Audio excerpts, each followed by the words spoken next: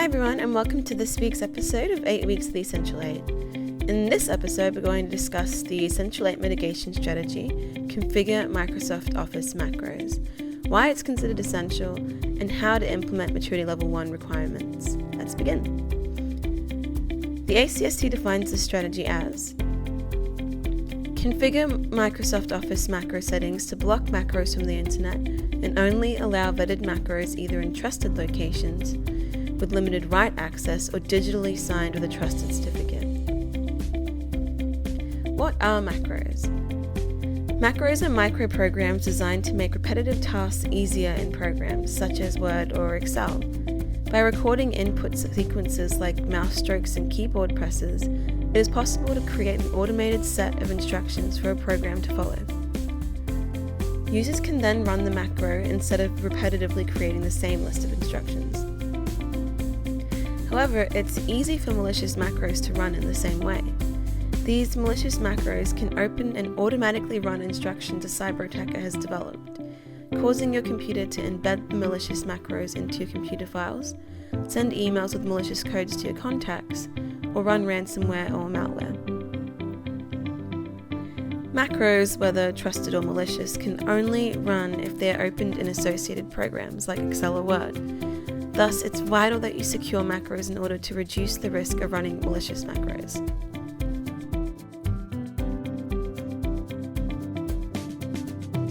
Most productivity suites like Microsoft Office have improved their security surrounding macros by asking users if they are sure they want to run macros when opening a document. However, this simply isn't enough to protect your business against macro viruses, as the safety of the document or macros are left up to your users to decide. And generally speaking, they are more concerned with getting a task done than checking if the document or macros they're running are secure. The level of securing macros depends on your business. For some businesses that rarely use Excel or Word or have no use for macros, it may be best to simply disable all macros from running and blocking new macros from starting. This, however, may not be a viable option for businesses that utilize macros to enable efficient daily processes. If this is the case for your business, you must configure Office macro settings to manage appropriate macros. This means that only approved users should be allowed to execute macros from a trusted location via a secure network path. It is possible to set these controls in the Office Trust Center interface or in group policy settings. Let's move on to Maturity Level 1 requirements. Requirement 1. Microsoft Office macros are disabled for users that do not have a demonstrated business requirement, which basically just translates to if you don't need it, don't use it. Operating via the principle of least privilege, use group policy objects in your Active Directory to define macro privileges and only assign those privileges to users who absolutely need macros to complete their jobs. Requirement 2. Microsoft Office macros and files originating from the internet are blocked. By default, macros in Word, Excel, and PowerPoint files are enabled according to the macro warning setting.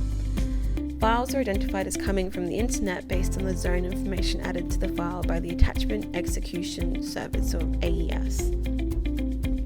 AES adds zone information to files that are downloaded by Outlook, Internet Explorer, and some other applications.